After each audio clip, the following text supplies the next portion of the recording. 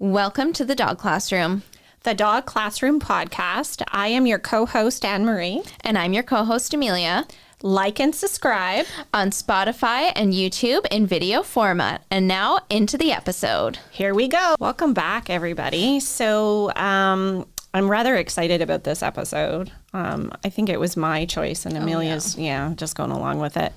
We're going to get maybe a little bit geeky with dog stuff. If I can say geeky, I know. But we're gonna have show and tell today. Yeah, That's we what are. We're doing. There we we're go. having show and tell with all of our favorite dog things and some of the products that we recommend. And we are not sponsored by any of this. I think that's important. We're not selling you anything. This is just stuff that we like.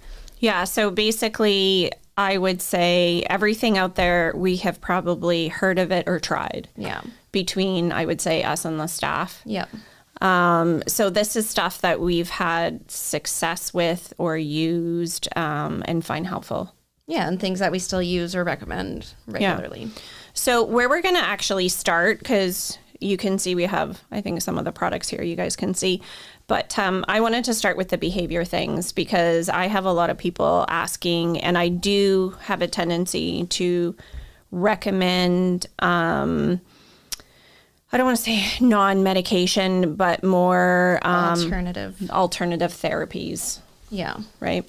So I think a lot of times they're more accessible just because when we get into medications and so forth, that's when we need the veterinarian support. Yeah. Right. And working with the vet because that's prescription. Being a dog trainer and behaviorist, we are obviously not a doctor, so we're not able to prescribe anything. So these are our go-tos. There's many other products out there. To me, these are the top three. Mm-hmm. And they're the ones that have the most research. Yeah. And the most testimonials. Right. So you can find all that online. And I think also we've both had experience. Yes, with we've both using used all of these things that we're going to talk about. Yeah. And I also think it's important to note that they have some research behind them. So they will, sometimes they work for some dogs and sometimes they don't for others. But they also fall into the category of it can't hurt. Right? Yeah. So there's some things that are out there that are maybe alternative therapies that we won't get into today, but that may, have interactions with medications or that may have other side effects. And these are things that there's pretty much no evidence of any fallout from using them. And the other thing I try to get people to explain, they're hoping to, give a treat, give a kibble, that sort of thing. And woohoo, dog's fixed. Yeah. Usually not. These therapies, I try to say they just take off a little bit of an edge. So then why don't we start with the Adaptil, because that's the one that I think I have had a lot of success with. So we brought today, I brought the spray and Anne-Marie brought the diffuser. So they come in different formats. The spray is it's literally just a little spritz. It smells kind of like alcohol. You don't really smell anything when you spray it. And the diffuser, I actually have one plugged in my house at all times, and you don't smell anything, again, because it's pheromones. It's not a scent. It's not like the lavender sort of things that you can buy. It's just pheromones that your dogs have a gland that they can sort of intake that. And it also comes in a collar format that looks kind of like a flea collar. Yeah, it does. So why don't you talk about your experience with these? So the thing for people to remember is Amelia is saying that it's a pheromone. So just to clarify, that is, it's a calming smell. Yes, right? That the dog smells. That the dog smells. And the reason why we don't pick up on it is our sense of smell is not as good. Right. Right. So when dogs are smelling one another, obviously they're getting way more information than not to say we're smelling our dog. But anyway, I sort of saw where that was going. But the thing is they pick up way more on those pheromones. So believe it or not, the pheromone that they use in Adaptil is a lactating female. Okay. Yeah, it sounds a little bit different, and how they get that smell in there, couldn't tell you. But the base of it is an alcohol, and that's why it smells like alcohol. So they have done studies, and dogs have done quite well with having this smell. Like, I personally, if dogs are having like separation anxiety or issues in the home, inter-dog issues, I go with the diffuser. Yeah, and I always have the diffuser running because of one of my dogs, Stark, has anxiety. Yeah. So I always use it there. I've also used when we're traveling. I've taken the Adaptal spray. I think I actually got it because we went to a trial with Nuggie, and I sprayed it in her kennel. The collar, I've actually recommended to a few clients because they're having anxiety on things like walks or so they're taking it out of the home. One thing about the spray is it lasts 4 hours ish. Yeah, and we've never had it like people are worried about staining the car or anything. No, never had any issues with that. So that actually, it's been around for a long time. I found for the longest time you're only able to get it through the vet clinic, but now it is in the pet stores. Yes. But make sure, one thing I'm going to say, when you look at it that it actually says the pheromone. Yeah. Because there are other diffusers and so forth out there that are like lavender and chamomile and that sort of thing. Definitely not the same. Yeah, not the same, and doesn't have the same research behind it. We can also mention there is a cat version. Don't buy the cat version because it's cheaper. Those are cat pheromones. Those are not for your dog. But I do know people who have had cats with issues fighting in the house and stuff that have plugged in the cat version. Yeah. And they've had lots of success with it. And same with some litter box issues as well. We recommend that. So that's just going to be our little aside on cats. And then we're going to let the behavior go. Okay, so next one. This one is just holding our pup up here. So is the Thunder shirt. So I brought my little stuffed dog here to demo the Thunder shirt. So it is an anxiety wrap. A lot of people think that the Thunder shirt is only for thunderstorms. It is called the Thunder shirt. Yeah, but basically anytime your dog's stressed. So they can wear it on walks for separation anxiety, noise therapy, when you have people over. So just there's a bit of Velcro here. It's going to make a bit of noise, obviously a little bit snug. And then I brought, obviously there's a bigger version. Yeah, and I think that's like the sport one. Yeah. I will say with my experience with the Thunder shirt, I did have a dog. Holly was really scared of thunderstorms, and she did wear the Thunder shirt in her earlier years, and we did have success with it. Eventually, I think I lost it or something. I don't know, but we ended up switching to something else that we'll chat about after this. And then Stark, when I put it on him, actually found the shirt itself quite bothersome and tried to eat it. So we could not leave it on him. I usually say it depends on the dog. I encourage people to try having them wear a coat or a t-shirt first. Yeah. And if they tolerate it, then that might be something then you want to purchase. Yeah. Yeah. So, okay, the last sort of behavior product here. I think we have a picture we can pull up. It's the calming care. I'm just going to move her. For me, it's a relatively new product, I think, over the last few years. I don't want to say the downfall, but at the present time, you can only pick it up at vet clinics. So it's I think they have it in some pet stores, no? Do they? I do not think so. I think you're thinking of Fortiflora, which is another digestive thing. But basically what it is, it's a probiotic. So I'm finding nowadays a lot more people are taking probiotics for different reasons than just digestion. So what happens is there's studies out there. Yeah, there's the bacterium that actually, so you sprinkle it on their food once a day. They ingest it. And then these are good, happy bacterium. So that's what you want in their gut flora. Happy? Did you ask them that? Yeah, they are happy. And then what happens is then those bacteria get absorbed and go to the brain, so your dog is a lot less anxious. Yeah, and there's lots of studies out there in general about like the gut-brain connection and how all that stuff works. Yeah. That's like not my area. You're the science major. Yeah, serotonin, and it's getting into that as well. One thing, just going to say again, if you're interested in any of these products, we'll usually break down as to which one to start first, but you're not going to do all three because then if something helps, you're not going to know which one it was, and it, can get costly. Yeah. And so I think for my experience with this one, I have had all three of my dogs on it at some point or another. I found that it worked the best for Holly for thunderstorms. Yep. It's liver flavored, so they actually like to eat it, which is good for when it's on the food. Yeah, you just kind of sprinkle it on their food. I found for her, I didn't think it was working. And then you take her off. So we had a thunderstorm. I remember this. We had a thunderstorm and I went, that's really weird. She's not shaking. She's not panting. She's not hiding in the basement. And then I remembered she was on the calming care, but it takes a while to work.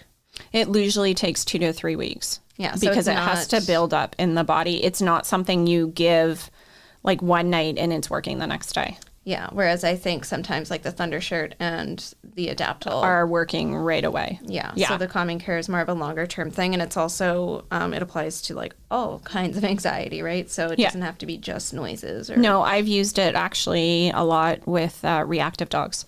Yeah, and I think initially I did try it for Stark for that, and I think Nuggie, it was just because she was a lot of general anxiety. Just a lot. But I didn't find that it worked as well for them, but I found it worked really well for Holly. So yeah, and that's the thing is, especially in the dog world, and I know it sometimes works the same with people and medications, but it is a trial and error to find the right thing. Yeah. Right? You just have to be patient with it. So we're going to leave those. So definitely if there's more questions, people can get a hold of us. Definitely chit chat with your vet. Yeah. Do the research. We're going to move into dog chewies, I think. Oh, no, the food dispensers. Food toys and chewies are all going to be one category for today. And then we got some treats here. So Amelia's going to talk about this one for a second. Okay. I'm going to talk about my wobbler, which is my favorite. Okay. Everybody looks at this and goes, oh my gosh, is that ever a big Kong? So the idea is what you do is you open it, and then you're going to put the food in here, and then you close it, and they have to bang it around with their nose and their feet. So you can give this to them as something just to do. The bottom is weighted. Right. So you can give it as something to do. You can have them eating their dinner. I try to explain it to people like, I'm older than you, so I don't know if you know this one, but those punching bags that were weighted at the bottom, and you hit them and they'd stand up again. Dude? Yeah, they're a dude. Yeah, they still have those? Yeah, that's a thing. Oh, okay. Anyway. I thought I was dating myself here when I was talking about the wobbler. And you can fit like a whole cup of food in there, I think. Yeah, so this is, but what I say once they're done with this, the food dispenser toy, then I take it and put it away in the cupboard for next time. Yeah. So it's something you can use on multiple occasions, right? Provides awesome mental stimulation. So also I've been asked quite a few times in puppy school now what to do with the dogs that are just basically inhaling the food. So this is an alternative as well. Yeah, I also like this one in the summer. You can give it to them outside because they can smack it around the whole yard. So if your dog is getting bored in the yard and they're digging up holes and all that stuff, give them a food toy. Yeah. This one is similar. So this is the West Paw Topple, it's called. Similar idea. You put the food in it and it's got these little nubbies so that it makes it a little bit more challenging for them to get it out. If you look these up online, people do some wild things with them. They put they make layers and they put they do that with that too, eh? Yeah. And they put you can buy special plugs for this. I don't know. I don't go that crazy. What I do with it is I put one of their meals in it. So I think it holds close to a cup, not quite. I put one of their meals in it. I put some water in it to make it. I was going to say, don't you find it just falls right out and it's not that difficult? Yeah. For my dogs, this one wasn't difficult. You can buy two and they fit together. Okay. I have not done that because these are, I think, like $30-$40. But they can't ruin them, which I like. Okay. And so once I put a little bit of water in there, then I put peanut butter, yogurt, something else, and I stick it in the freezer. And then they have to work to get it out. Okay. So this is probably for the dogs that can destroy Kongs and things like that. This is my go-to for food enrichment right now. Okay, perfect. So then Amelia's dogs as well as my dogs use these Nylabones. These are Benny Bones. Different brand. But to me, I guess I use Nylabone as what the actual bone content, like the makeup of it. Okay. But Amelia's telling me Nylabone is a brand name. So anyway, it's like Kleenex. Okay. All Kleenex is the same, but apparently not. Okay. So with these, they're a synthetic material. It is flavored, right? This brand, actually, I find my dogs like a little bit more. It's well used. It's well used. The fun thing is when Amelia's dogs get bored of it, then my dogs will chew it a bit, and then they want to chew it more because the last dog did. So Anyway, do a little bit of that. This is something I do have a tendency to leave around a little bit, or I'll pull out a new one or a different flavor when I want the dogs to keep busy. Yeah, I have like a little bucket. So I have all my different shapes and flavors and whatever of these nylon bones. And then I just sort of leave them around, and then I pick them up, put them in the bucket, and then I just sort of rotate them out. Like, they forget about them when they're in the bucket, so I take it out and then it's new again. Yeah. These are some other chewies that I brought. So these are they're more edible, right? So they actually ingest them, yes. For your dog to actually eat. So we got our bully stick. So these are... We don't need to tell you what they're made of. We don't need to tell you what they're made of. You can just going to go with that. This is PG. This is made of parts of a bull. Yeah, it's funny when you actually tell people what they are. They get a little expression on their face. But we're going to leave that. Blur this out. But it's a long-lasting chew. So they chew on it, and they don't just swallow it right away. They have to actually work at it. And they break it down. But they do actually ingest it. Yes, they do.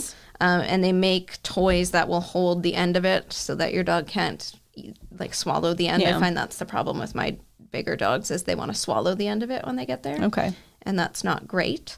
These are those enzyme. Yeah. So this is we call it an enzymatic chew because it's supposed to help with their teeth because it has a coating that then stays on the teeth, and it's supposed to fight tartar. Okay. So, it's like if you're giving your dog a chew, can we do some type of dental care as a bonus? Yeah. Yeah. Basically is where we're going with that. And they're sort of made similar to, I find, like a rawhide, where they get kind of mushy. They do for sure. They don't bite chunks off and swallow. I think they're rawhide based, to be honest. Okay. Under there, so... Okay. Yep. So for our treats and chewies, I think that's it. We need to do our treats. Oh, right. Yep. Yes. Our treats. So that was our toys and chewies, I should say. These are our treats that we have for today. These are just some of the ones that I had in my cupboard. So I wanted to bring, but I have them because my dogs love them. So I'll start with these guys because these you can pick up at pretty much any pet store. I'm trying not to take one out. Yeah, I'm trying not to crinkle them too much, but if you look at the ingredients, there's not a lot of sugars and fillers and those sorts of things in there. Yeah. I always try to look for more of like a single ingredient treat, like the freeze-dried beef liver, cheese, stuff like that. But for the sort of special treats that I give them sometimes, this is what they look like. So they're quite big for, I guess, a treat if you're using it for training. When I'm using it for training, I just sort of break them off. They break really nicely. So the bonus of any moist treat, so I call those semi-moist treats, is you can break them up into smaller pieces. So Dexter's dog jerky too. Local. Is made by Bay Meat. So it is local if you guys want to support local. Same idea. And the idea is, again, it's about breaking pieces. But guess what? You can take this piece and shove it in the interactive toy. And there you go, too. So it doesn't have to be difficult. But they usually go nuts for this. And then I joke with the owners and say, it is human grade. So if you're hungry, have a little snack. Yeah, go for it. But it's, again, the single ingredient, no fillers, no sugars, nothing like that. So when I'm using a lot of treats for training, I don't like anything that's going to be super unhealthy. Yeah. So why don't you talk about what we might put in here? Okay, so I don't want to say this is the latest thing, but it is actually good for different times of year, especially sometimes the winter when it's hard us to deliver a treat when we got our mitts and so forth on. So what people are starting to do with these is you make like a slurry. I just put wet food. Okay. I'm not creative. Slurry. Okay. So you can put wet food and add a bit of water or slurry into it. And then when you want to treat your dog, all you do is squirt a little bit into their mouth. So then we're not having to give little pieces, or dogs actually that take treats really hard. Mm-hmm. This is an alternative. Yeah. But a few of our people use these in classes. Yeah. I know Steph was using it for a bit, but yeah. So, and you can buy them too. I think Pure Bites makes a brand in now. a packet. Yeah, and it's like the kids' Gerber ones with the little applesauce pouches. Yeah, and you just. But the flavors are like chicken heart and things we wouldn't want to eat. But it's really good for your dogs who are picky, right, or not food motivated, because you can use something that's really stinky and it's not getting on your hands. And you just give them a little squirt at a time so they're not getting too much. Small dogs too. Yes. So that you can, if you don't have to reach down and treat, you can just sort of squeeze a little bit of that. So I think that's all we brought for treats.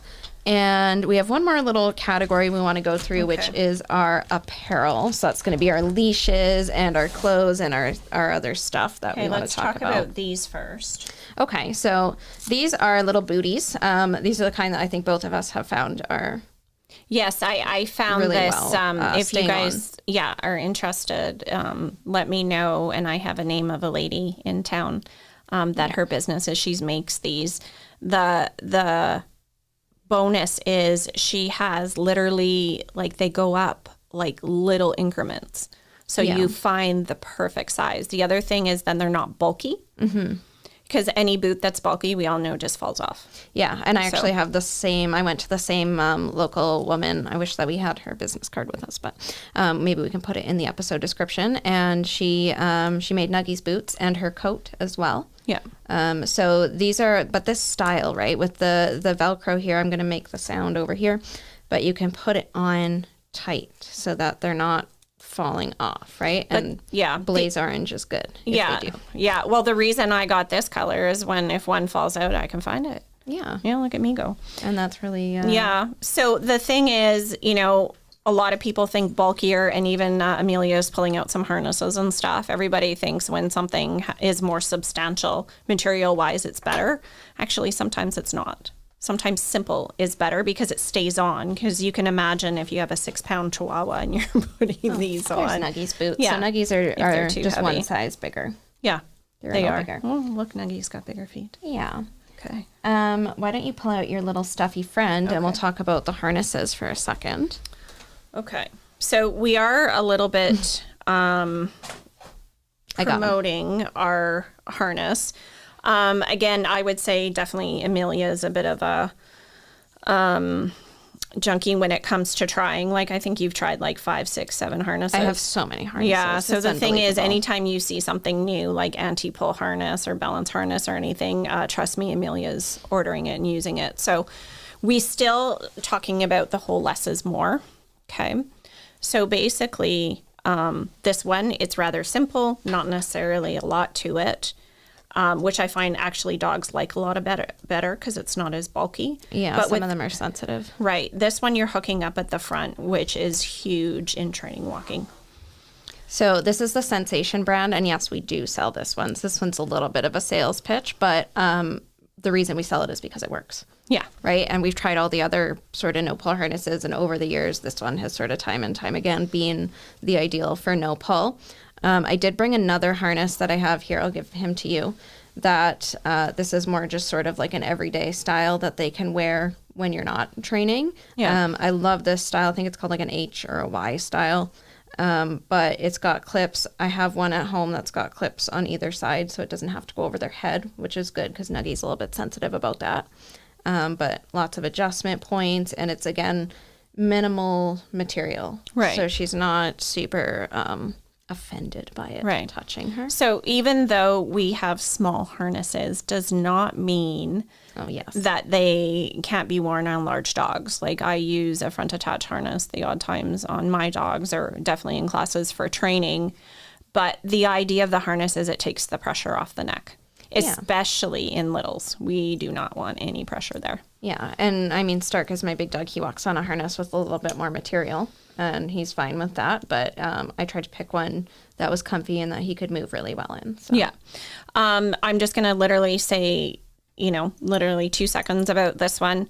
There's a lot more what we call anti-stink collars. I love these things. If my guys roll in some foreign object. Is it just biosane?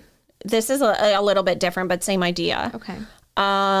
Where I find, a lot of times when I was just using a cloth collar, if they roll in something, then it becomes, you can't get the smell out and you end up throwing it out. This one, you use a bit of dish detergent and you're set to go. So different options, my guys, especially in the summer in the water, but they do actually like to smell like other animals. Yeah. So sometimes that needs to be washed. Okay. Do you want this one? Yeah. Okay.